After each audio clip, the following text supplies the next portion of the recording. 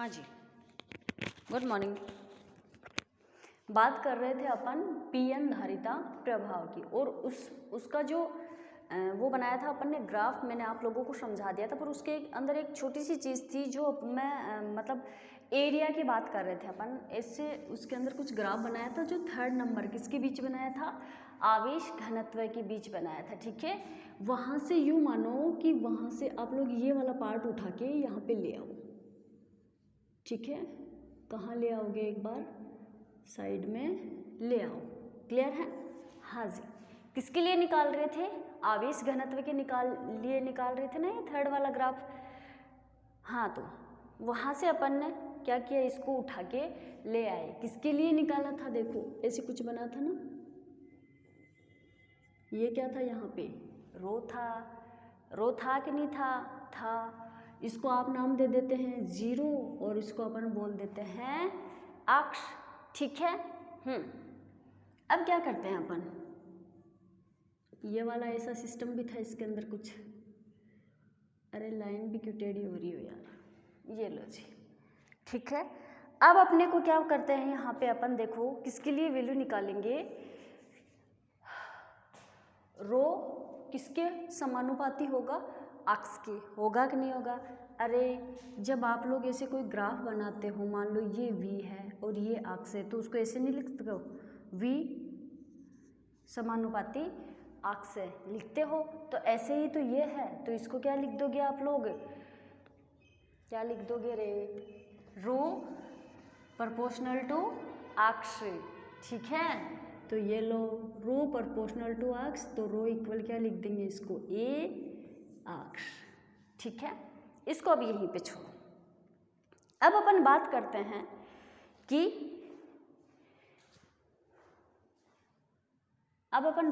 यहाँ पे कि अवक्षय परत, यहाँ अवक्षय परत में अपद्रव्य घनत्व, विभव और आवेश घनत्व का जो परिवर्तन है ना, किस किस के बीच ग्राफ बनाए थे? 3 ग्राफ बनाए थे। किसके बीच? एक तो अपन ने स्टार्टिंग वाला दिया था अपद्रव्य घनत्व, ठीक है। सेकंड अपन ने बनाया था विभव के बीच, ठीक है। थर्ड अपन ने बनाया था यहाँ पे आवेश घनत्व। इन सब का जो परिवर्तन होता है यहाँ पे क्या होता है, एक रेखा के रूप में होता है ना, एक रेखा के रूप में होता है। तो इसलिए अपन इसको क्या कहेंगे, रेखीय संधि कहा जाता है। अब इसका अपन डेरिवेशन कर लेते हैं। डेरिवेशन कहाँ से स्टार्ट करते हैं? पाइसन समीकरण से। जानते हो पाइसन समीकरण क्या होती है? पिछली क्लास में पढ़ के आए हो EMI में। ठीक है जी, जानते हो तो ठीक है, नहीं जानते हो तो कोई दिक्कत नहीं है। पाइसन समीकरण से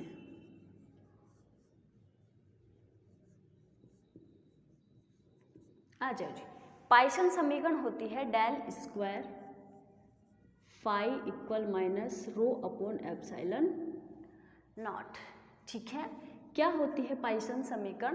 del square phi equal minus rho upon epsilon naught. ठीक है, यहाँ फाई इक्वल v अक्ष है, जहाँ v अक्ष बिंदु पर क्या है, विभव है। ध्यान से सुनो, पहले लिख लेते हैं फिर समझाते हैं।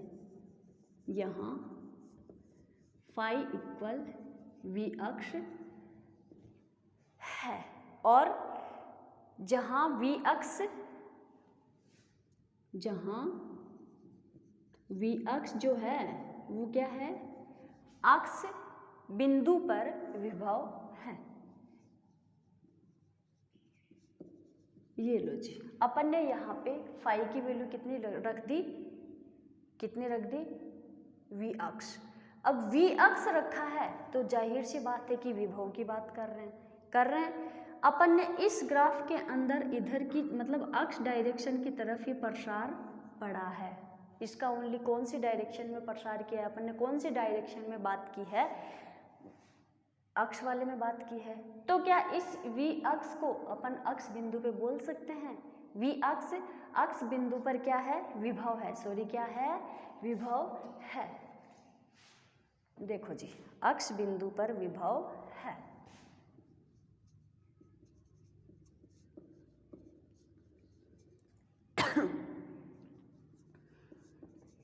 ध्यान से सुनना, कुछ भी नहीं किया है। पाइसन समीकरण अपन ने यहाँ पे यूज किए, पाइसन समीकरण ये होती है।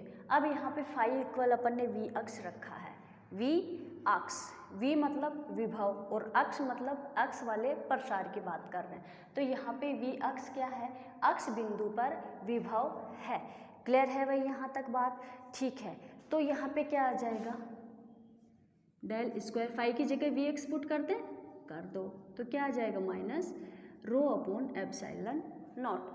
अब आप लोग डेल की वैल्यू जानते हो क्या होती है, डेल अपॉन डेल एक्स क्या होती है, del upon del X I cap plus del upon del Y J cap plus del upon del Z K cap, यही होती है। तो अपन इस पर यहाँ पे क्या है, स्क्वायर है, तो इसको डायरेक्टली लिख दें। एक बार तो आप क्या करोगे, यहाँ पे del square upon del x square I cap लिखोगे, ठीक है। एक बार क्या करोगे, plus del square upon del Y square K cap J cap plus del square upon del Z square K cap, ठीक है। ये वाली तो किसकी वैल्यू हो गई, डेल स्क्वायर की। अब यहाँ उसके साथ अपन क्या लेंगे, वी एक्स भी लेंगे। अरे भाई एक बार आप बाहर रखोगे इसलिए सीधा ही चल लो ना सीक्वेंस वाइज, इसको भी क्या कर लो, साथ लेते हुए चलो। तो आ जाओ, del square v x upon del x square plus del square, यहाँ पे क्या आएगा आप लोगों का, वी एक्स ही आएगा। क्यों, क्योंकि अपन किसकी बात कर रहे हैं, ओनली वी एक्स की बात कर रहे हैं। इसको एक बार बाहर रखोगे, अगर अंदर सबसे मल्टीप्लाई करोगे तो सबके साथ आएगा कि नहीं आएगा, आएगा, ठीक है।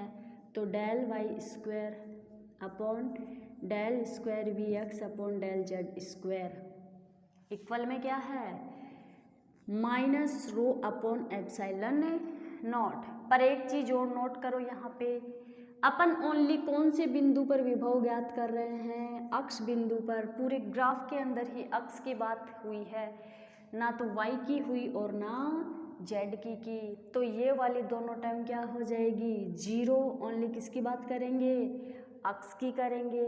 तो क्या करोगे, यहाँ विभव परिवर्तन केवल अक्ष के सापेक्ष होगा। क्या होगा, यहाँ विभव परिवर्तन केवल किसके साथ होगा, अक्ष के सापेक्ष होगा। तो del square we X upon del Y square और del square we X upon del Z square equal क्या हो जाएगा, जीरो। क्लियर है यह बात? लिखना नहीं है यहाँ पे, मेरे को तो लिखना नहीं है, आप लोग लिखना जरूर। तो फिर क्या आ जाएगा अपने पास, देखो del square we X upon del square equal minus rho upon epsilon naught. Clear है यहाँ तक? ठीक है जी। अब इस रो की वैल्यू आप इस एरिया से देखो, क्या है आपके पास, ए अक्ष है तो पुट कर दे, यहाँ पे कर दो del square we X upon del अक्ष स्क्वायर इक्वल माइनस ए अक्ष अपॉन एप्सिलॉन नॉट। ये लो जी। अब इसका क्या कर दोगे, अक्ष के सापेक्ष इंटीग्रेशन करने पर, क्या करने पर, integration with respect to t. Clear है? किसके सापेक्ष, अक्ष के सापेक्ष। तो क्या हो जाएगा, del V X upon del X equal minus A X square two epsilon naught upon plus C. यही होगा कि नहीं होगा? होगा। अब क्या करते हैं अपन, यहाँ अक्ष इक्वल ओनली किसकी बात कर रहे हैं, ध्यान से देखना, विभव की। वहाँ से स्टार्टिंग से अपन ओनली विभव निकालते आ रहे हैं। तो यहाँ अक्ष इक्वल एक बार लिख देते हैं, अक्ष इक्वल प्लस माइनस dy/2 पर विभव नियत है। क्या है, विभव नियत है। तो क्या हो जाएगा, तो del V X upon del X equal 0 होगा। अब आप लोग बोलोगे कि मैम ये अक्ष इक्वल प्लस माइनस dy/2 पर विभव नियत कैसे होगा? देखो, अपना विभव ऐसे कुछ आया था, आया था कि नहीं आया था?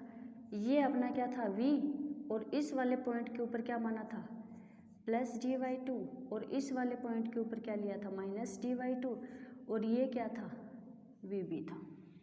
ठीक है, ये भी विभव है और ये भी विभव है। तो ध्यान से देखो, इस प्लस dy2 पॉइंट के ऊपर ये विभव नियत है कि नहीं है, यहाँ पे है। इस माइनस dy2 इस पॉइंट के ऊपर ये विभव देखो नियत है कि नहीं है, है। तो वही कंडीशन अपन ने क्या की है, यहाँ पे लिखी है, बस कुछ नहीं किया इससे ज़्यादा। तो यहाँ पे किसको जीरो कर दोगे आप, del V X upon del अक्ष को जीरो कर दो, तो आप लोगों के पास क्या आ जाएगा,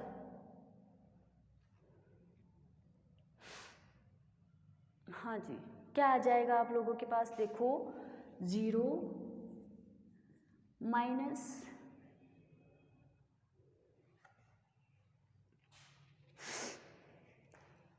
ए अक्ष स्क्वायर प्लस सी, इसको इक्वेशन नंबर दे दो आप लोग 1। ठीक है, तो देखो अब अपने पास क्या होगा, A plus E upon 2 epsilon not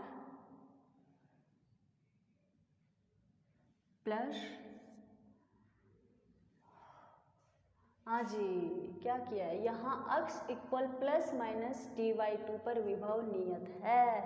तो जहाँ पे आप लोगों के पास अक्ष स्क्वायर है उसकी जगह क्या पुट करोगे, ये प्लस माइनस dy2 पुट करोगे, तो क्या हो जाएगा plus minus D square upon, sorry या फिर इसको ऐसे कर दो आप लोग प्लस सी।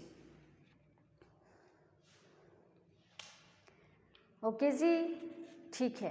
अब आप लोगों के पास क्या आ जाएगा, इसको सॉल्व करोगे तब देखो, हाँ जी, ये 2 to 4, 4 to 8 हो जाएगा। तो क्या आ जाएगा, ए D square upon 8 epsilon naught. Clear है यहाँ तक? इसको इक्वेशन नंबर बोल दो 2। ठीक है, तो किसकी वैल्यू आई आप लोगों के पास, ये सी की वैल्यू आई कि नहीं आई, आ गई।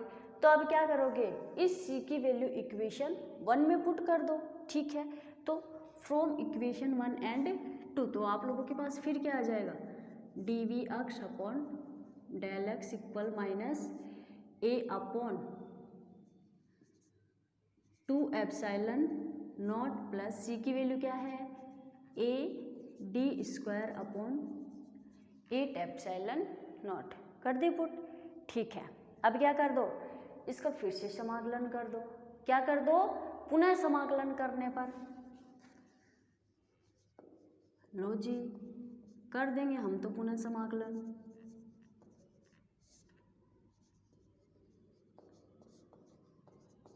आ जाओ जी, पुनः समाकलन करोगे तो क्या आ जाएगा, वी एक्स। ठीक है, इक्वल में क्या आ जाएगा, माइनस ए, उसी अक्ष के सापेक्ष करोगे तो ये क्या हो जाएगा, x cube 2 multiply c epsilon naught, होगा कि नहीं होगा, होगा। ए डी स्क्वायर अक्ष के सापेक्ष, तो अक्ष 8 एप्सिलॉन नॉट प्लस सी डैश। ठीक है, तो क्या हो जाएगा, देखो वी अक्ष इक्वल, इसको सोल्व कर लो, A X cube 6 epsilon naught plus A D square X 8 epsilon naught plus C dash. Okay जी, यही आया। इसको इक्वेशन नंबर दे दो आप लोग 3। क्लियर है यहाँ तक? ठीक है, अब क्या करेंगे अपन, उसी डायग्राम से आ जाओ। देखो अब यहाँ पे डायग्राम नहीं है, बार बार डायग्राम बना के समझाना पड़ेगा। चलो इसको तो यहाँ से हटाओ, एक बार डायग्राम बना के बताते हैं अपन।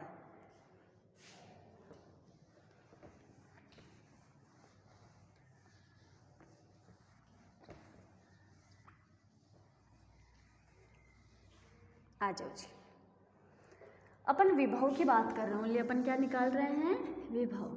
तो उसका डायग्राम कुछ ऐसे था, ये था V और ये था आपका VB, और यहाँ से एक ऐसे लाइन जा रही थी। ठीक है, ये कौन से पॉइंट पे था, प्लस dy2 पर, ये कौन से पॉइंट पे था, माइनस dy2 2 पर था। ठीक है, अगर अपन क्या करें, अब इस वाली विभव वाली लाइन को थोड़ा सा पीछे ले आओ। ठीक है, क्या किया, इस विभव वाली लाइन को थोड़ा सा पीछे ले आओ, तो इन दोनों रेखा का अंतर कितना आ जाएगा, ये यहाँ पे VB है और ये यहाँ पे क्या है, V है। अरे Y नहीं है, ये कितना है, V है। तो इन दोनों रेखाओं का अंतर कितना आ जाएगा, कितना आ जाएगा भाई, VB माइनस V। होगा कि नहीं होगा, अच्छा V माइनस VB होगा कि नहीं होगा, होगा। ध्यान से सुनना, ऐसा ही अपना विभव का कुछ ग्राफ बना था। इस वाली लाइन के ऊपर VB था और इस वाली लाइन के ऊपर क्या था, V था। अब V वाली लाइन को अपन पीछे की साइड लेके जाते हैं तो V और VB के बीच का डिफरेंस कितना हो गया, V माइनस VB। ठीक है, अब V कौन से पॉइंट के ऊपर है, प्लस dy2 पे है, और VB कौन से पे है, माइनस dy2 के ऊपर है। ठीक है, तो क्या अपन इसको ऐसे लिख सकते हैं,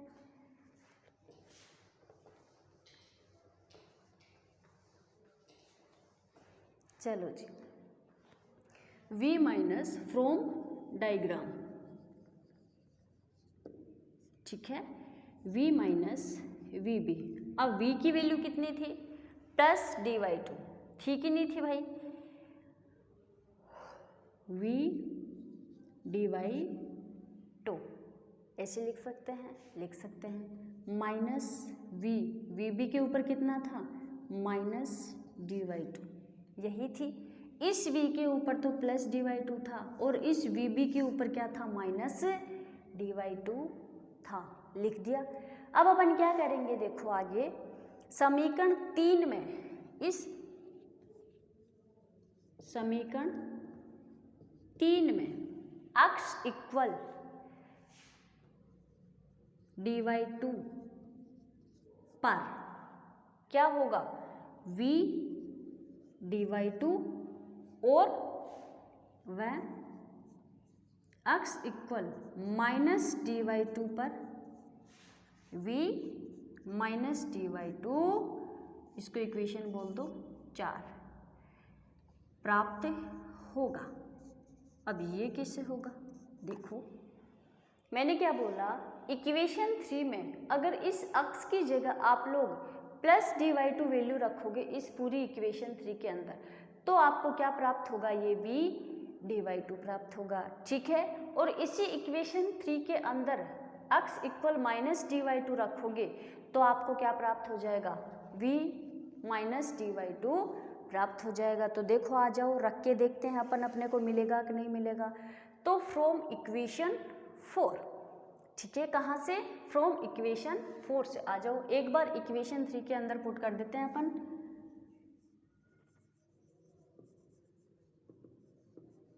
हाँ जी, इक्वेशन 3 है अपने पास, V अक्ष इक्वल, हाँ जी, V अक्ष की जगह क्या पुट करोगे आप, V, हाँ, V माइनस VB। ठीक है, तो V माइनस, अपने को क्या चाहिए, V माइनस VB चाहिए ना। अरे ये क्यों गीला हो गया, अरे यार यहाँ पे, V माइनस VB इक्वल क्या पुट कर दें, क्या चाहिए अपने को, ये वैल्यू चाहिए मुझे तो। ठीक है, ये कब आएगी, इस इक्वेशन 3 के अंदर, जहाँ पे भी अक्ष एक बार तो प्लस dy2 रखेंगे और एक बार माइनस dy2 रखेंगे। तो आ जाओ अपन पुट कर देते हैं, फिर देखते हैं अपने पास क्या आता है। देखो माइनस a, ठीक है, करें माइनस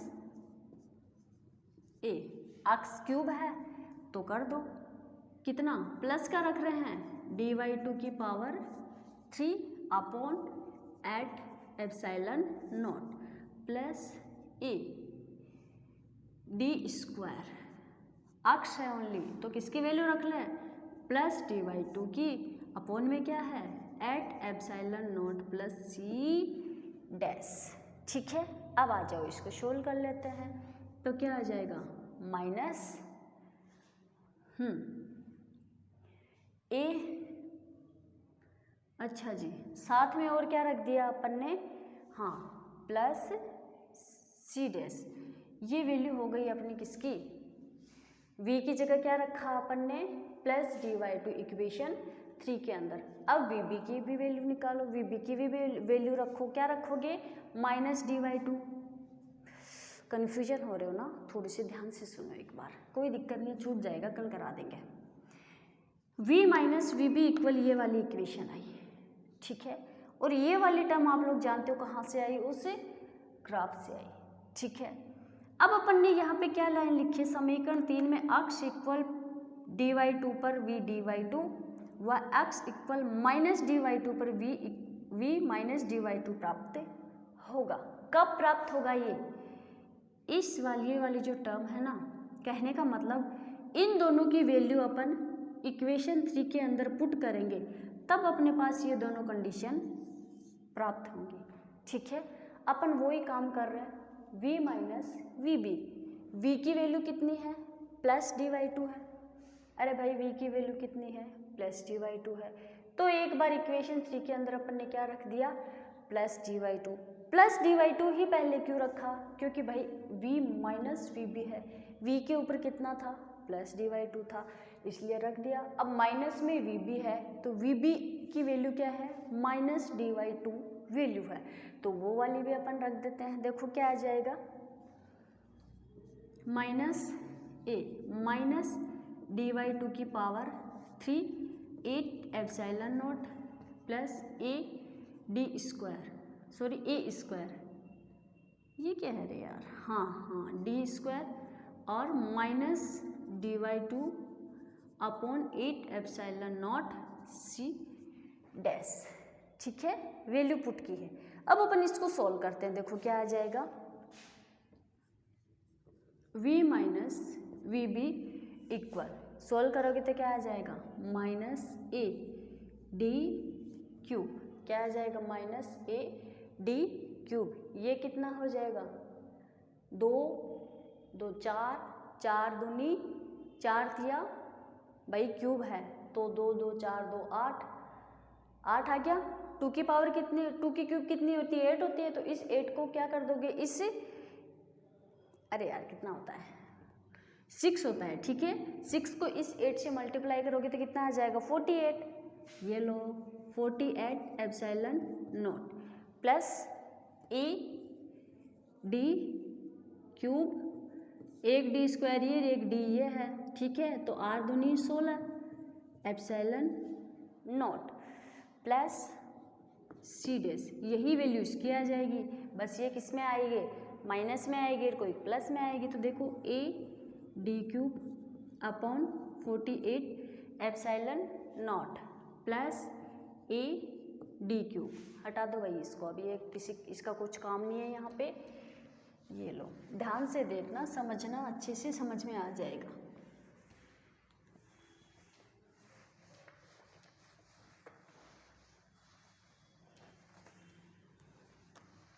देखो जी,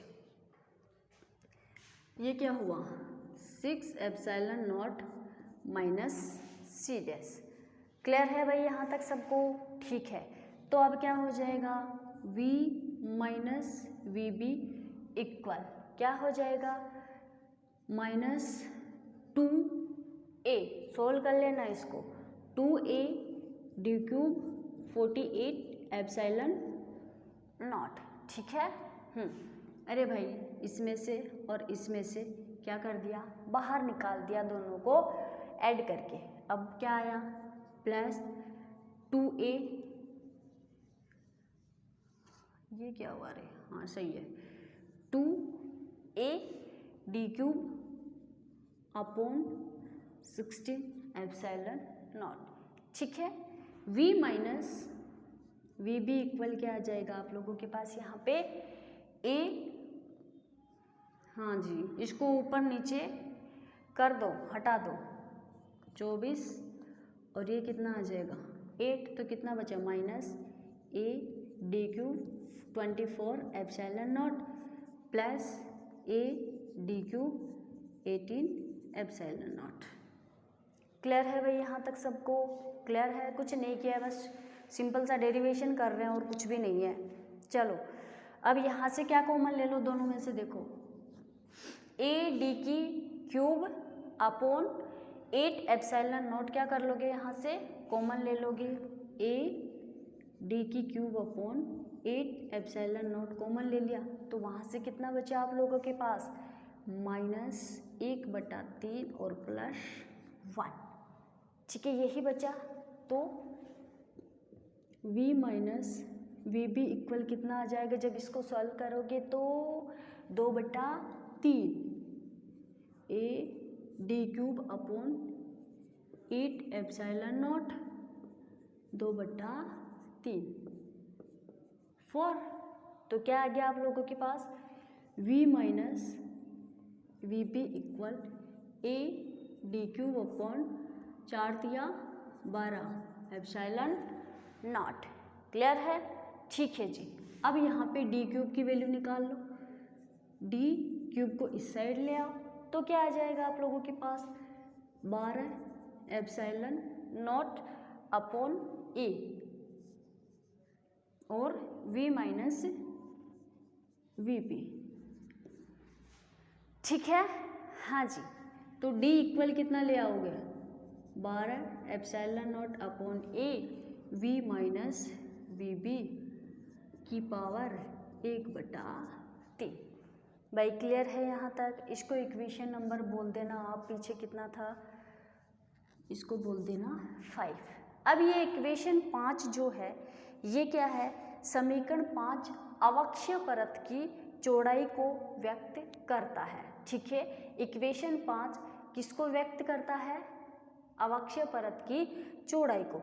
अवक्षय परत में धनावेश व ऋणावेश समान मात्रा में है, तो कुल आवेश कितना हो जाएगा, 0। एक चीज़ देखो, अवक्षय परत के अंदर जब भी अपन बात करते हैं तो उसके अंदर एक तो धनावेश होता है और एक ऋणावेश होता है, वहाँ पे वो दोनों क्या होते हैं, सेम क्वांटिटी में होते हैं, ठीक है। अगर वहाँ पे आप लोग कुल आवेश निकालोगे तो दोनों क्या, कुल आवेश कितना हो जाएगा, 0 हो जाएगा। और अपने को क्या चाहिए, कुल आवेश चाहिए, इसलिए नहीं सॉरी क्या चाहिए, आवेश चाहिए। अगर कुल आवेश निकालोगे तो दोनों क्या है, समान मात्रा में है, तो वहाँ पे क्या हो जाएंगे, 0 हो जाएंगे।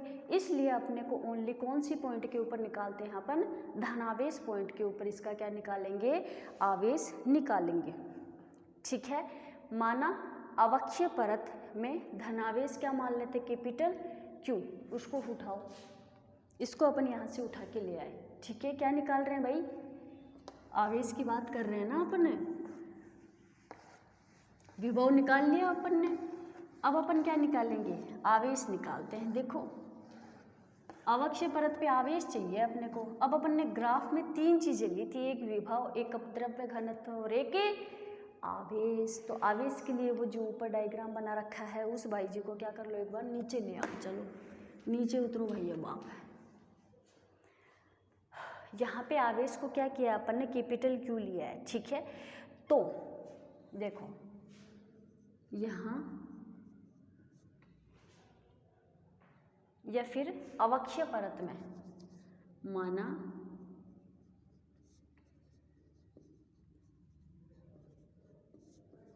अवक्षय परत में आवेश या फिर धनावेश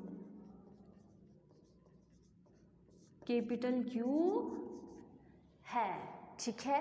कैपिटल Q है तो यहाँ अक्ष इक्वल क्या रखोगे आप, dy2 पर, रो इक्वल रो m मैक्सिमम अर्थात अधिकतम। इसकी ये लाइन भी समझेंगे, देखो अपन कैसे है, अधिकतम प्राप्त होगा। देखो जी ये क्या बोल रहा है कि अपन ने मान लो अवक्षय परत का धनावेश तो अपन ने कैपिटल Q मान लिया, ठीक है। पर ये बोल रहा है कि जो अपन ने धनावेश के ऊपर माना है ना, उसके ऊपर ये आवेश क्या होगा, मैक्सिमम होगा। बात करते हैं कि मैक्सिमम कैसे होगा। देखो ऐसे कुछ अपना आवेश था,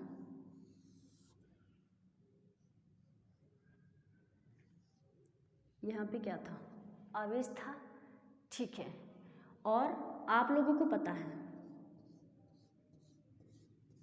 वहाँ पे ऐसा कुछ भी था, यहाँ से यहाँ तक की दूरी ले रहे हैं, धनावेश की बात कर रहे हैं ना, तो ये अर्थ से मान लो यहाँ से लेके इसकी डिस्टेंस कितनी हो गई, d/2 हो गई। ठीक है, तो आप लोगों को पता है कि अपन ने पीछे क्या निकाला था, रो इक्वल ई अक्ष, ये भी पता है कि कैसे निकाला था। अब देखो पर क्या लिखा है, x इक्वल d/2 पर रो इक्वल रो क्या है, मैक्सिमम है। कैसे, आप लोग यहाँ से चलोगे तो इस आवेश की मात्रा इस पॉइंट के ऊपर कुछ और होगी, इस पॉइंट के ऊपर कुछ और होगी, इस पॉइंट के ऊपर कुछ और होगी, इस पॉइंट के ऊपर कुछ और होगी। कहने का मतलब यहाँ से लेके यहाँ तक पॉइंट की आपकी वैल्यू क्या होगी, चेंज होती रहेगी। अरे भाई चेंज होगी कि नहीं होगी, यहाँ से एरिया कम है तो वैल्यू कम आएगी कि नहीं आएगी, आएगी। यहाँ पर भी कम है तो यहाँ पर भी कम आएगी। एक पॉइंट ऐसा आ जाएगा, ये लास्ट वाला, इसके ऊपर आपको रो क्या मिल जाएगा, आवेश अधिकतम मिल जाएगा। इसलिए अपन ने यहाँ पे क्या लिखा, रो इक्वल रो मैक्सिमम है। क्लियर है, तो यहाँ पे अपन क्या लिख देंगे, रो इक्वल ए अक्ष अपने पास है पहले से, पर ए अक्ष की वैल्यू आप लोग जानते हो, यहाँ पे अपन ने क्या ली है, d/2। देखो अक्ष इक्वल d/2, बस यही था। इसको इक्वेशन नंबर दे दो 6। क्लियर है भाई यहाँ तक सबको, ठीक है जी, बहुत बड़ा डेरिवेशन है। देखो अब अपन क्या कर लेंगे, एरिया निकालते हैं। तो आप लोगों को पता है एरिया निकालते तो त्रिभुज का क्षेत्रफल निकालते तो फॉर्मूला क्या होता है, 1/2 आधार इंटू ऊंचाई होता है। तो यहाँ पे भी क्या करेंगे, त्रिभुज के क्षेत्रफल को किससे, आवेश Q से व्यक्त करेगा। यहाँ त्रिभुज का क्षेत्रफल जो है वो आवेश Q को प्रदर्शित करेगा। क्यों, क्योंकि इसका आवेश ही पूरा अपन ने क्षेत्रफल ही कितना ले लिया, फिर धनावेश ही कितना लिया था, Q लिया था। ठीक है, तो Q इक्वल कितना हो जाएगा अपना यहाँ पे, 1/2 आधार इंटू ऊंचाई। ये लो जी, Q इक्वल 1/2 आधार कितना है यहाँ पे, d/2 है। लो जी, अब ये मैक्सिमम, ये कितनी आ गई अपनी हाइट इसकी, रो इक्वल रो आई कि नहीं आई, आ गई। तो यहाँ पे इसकी ऊंचाई लिख दो रो n। क्लियर है यहाँ तक। अब समीकरण 6 से, फ्रॉम इक्वेशन 6, तो क्या आ जाएगा आप लोगों के पास, देखो यहाँ पे Q इक्वल, हाँ जी रो की वैल्यू है ना आप लोगों के पास यहाँ पे, ठीक है। तो Q इक्वल कितना आ जाएगा, 1/2 d/2, 1/2 d/2, और ये कितना है यहाँ पे, a d/2 है। तो क्या